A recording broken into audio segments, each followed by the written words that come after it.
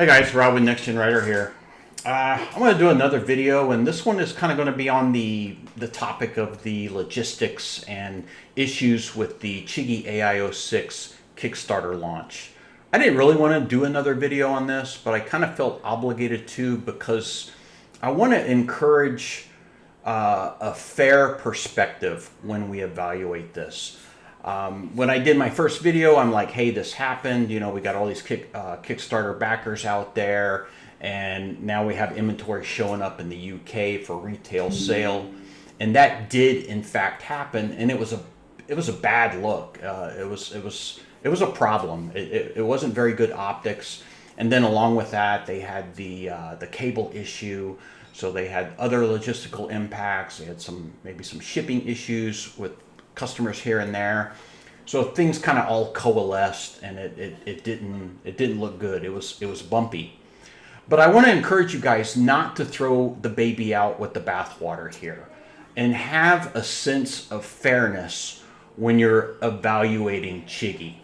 Now, they opted to do a Kickstarter launch, absolutely, and I think it's fair. It's a new product. It's significant innovation. They've totally changing strategies. It's now a universal device with different mounts. It can work on any motorcycle. This is a tremendous product. It has a lot of upside. So I think Kickstarter was appropriate. So let me say this. This is the Chigee AIO-6, and they are supposed to be developing LiDAR for this unit. I hope that the LiDAR is backwards compatible. So I hope we can get a LiDAR module. It's supposed to be wireless, that's 77 gigahertz, that integrates into the AIO-6 device. And, you know, a video I've always wanted to do is kind of like, what is the unicorn for a motorcycle riding system?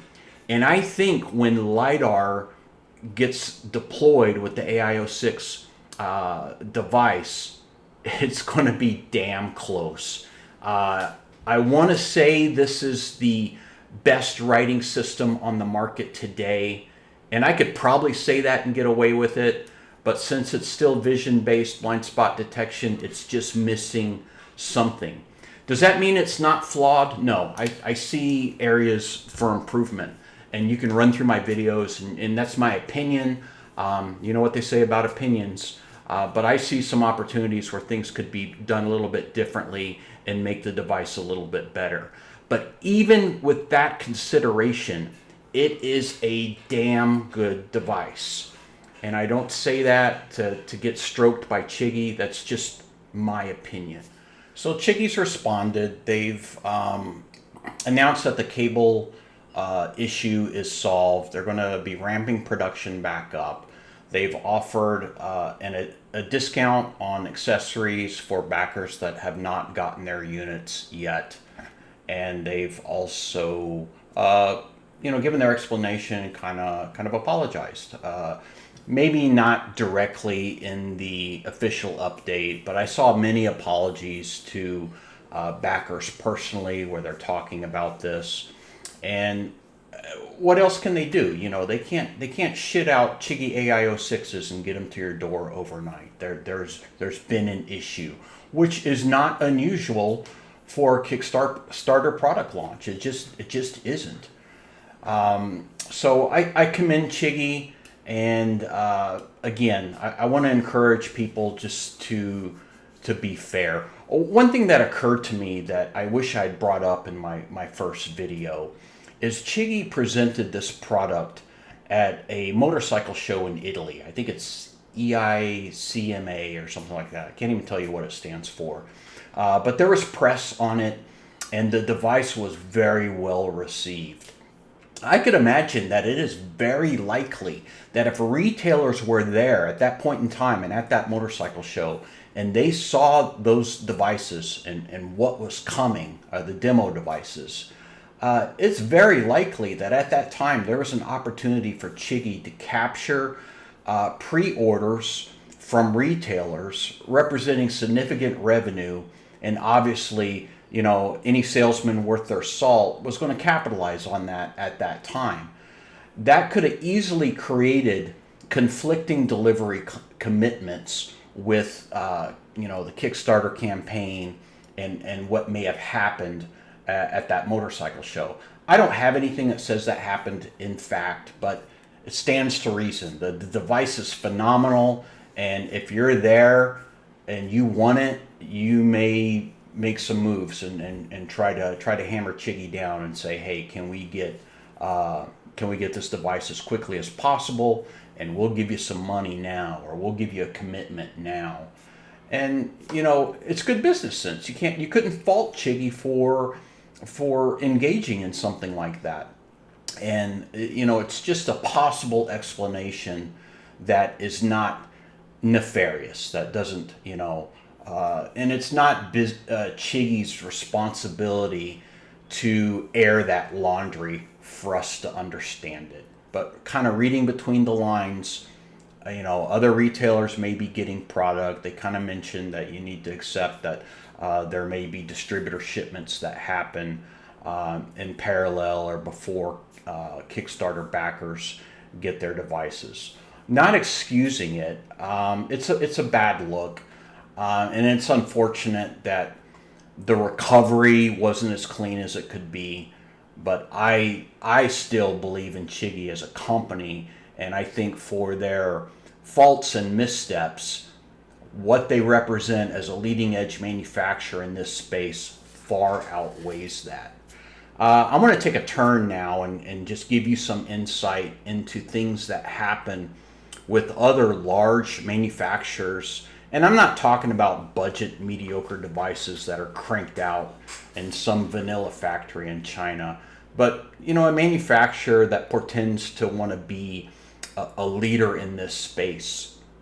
And like I'll tell you that quite often the way the warranty is handled is they'll just assign themselves a warranty failure rate, right? They may decide, okay, with our manufacturing capability, the failure rate may be 2%, 1.5%, 3%, whatever the hell number they throw out.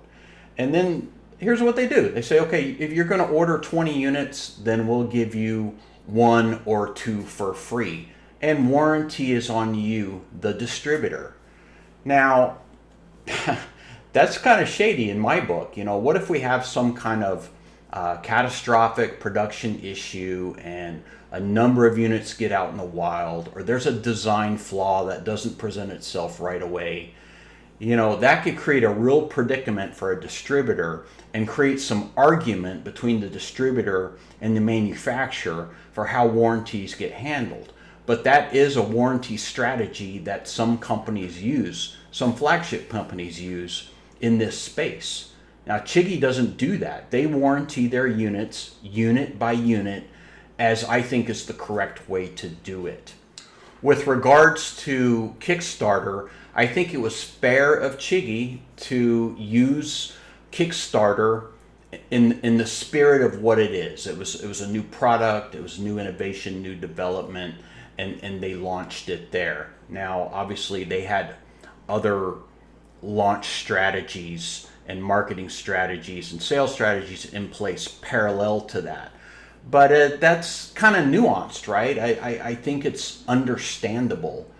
I'm familiar with companies that just absolutely want to use Kickstarter. They encouraged me to be an agent for them to use Kickstarter wholly as a marketing tool. The product was out, it was designed, it was for sale, it was being sold in bulk, it was delivering around the world. And they're like, hey Rob, why don't you run a Kickstarter campaign and sell some product? And I'm like, I kind of thought about it. I had a business partner in that endeavor, and I'm like, I kind of felt dirty. One, it wasn't a new innovative product. They weren't going to offer any pricing incentives. And on top of that, they wanted me to bear all the burden of Kickstarter. So I don't know if you guys know, but you run your Kickstarter campaign and then it ends, it completes. Chigee doesn't get that money right away. In my previous video, I said Chigee got paid, but that wasn't entirely accurate, right? So Kickstarter, at the end of the campaign, Kickstarter will take the money from your credit card, no doubt. You guys paid. But then there's a 14 business day delay for Kickstarter to do all that payment processing. And then there's another up to 14 business day delay for Kickstarter to get that money transferred to the creator, in this case Chigee. So Chigee probably didn't really have the money right away. Do they have it now? Probably. But you know, they had to execute on production and delivery prior to getting that money from Kickstarter. So, and in the case of this other manufacturer, they wanted me to eat all that. So they wanted me to order from them in bulk at their distributor pricing, and you know, start delivering the product. And whenever I got paid from Kickstarter is when I got paid. They didn't want to share any of the pain, you know, to bring their product to market through Kickstarter. So that's just a little bit of insight based on my own experience. One last thing I want to talk about is the rub that a lot of people have with you know, these units that went out to content creators. Now, Chigee's, you know, clarified that these were pre-production kits that had everything assembled so that they could get those kits out to content creators. And content creators are channels that have large followings. They're not like mine. These guys have thousands of followers, and they serve as a communication tool to create awareness of the product. So now I was working with another manufacturer, and even to this day, no one really knows anything about the device. It's a quality device. It's a good device, but the marketing has been an absolute failure. So it's not fair to criticize Chigee for taking that avenue and putting those units out there through the content creator program with YouTube, their content creator program, and creating awareness for this device. Because otherwise, a lot of people really would not even know about it. So that process has some shortcomings. Generally, people aren't going to highlight anything negative. They want to make sure that the next product comes out, that they're going to get one. So they do tend to show the product with a bit of bias, okay? You, as you know, someone that's not an idiot, needs to understand that, okay? And so even though there's maybe some bias there, it does serve the purpose of communicating the availability and the feature set and what this product looks like. And let me tell you, a manufacturer's not going to execute that strategy to the tune of, what was it, 300 content creators? Anyway, however many content creators it is, it's not so much the expense of creating the kits and putting the devices out there. It's the reputation, the risk that you undergo, like if you fail. So for them to do that, to make that concerted marketing push and get those devices out to YouTube content creators is a good thing. It's good for the consumer, and you know, it's good for them as a manufacturer. So you know, be fair about that. You know, these guys, now I call them out. You know, I've seen features now reviewed where they just totally gloss over, where something's not, you know, action camera controls not super clean yet.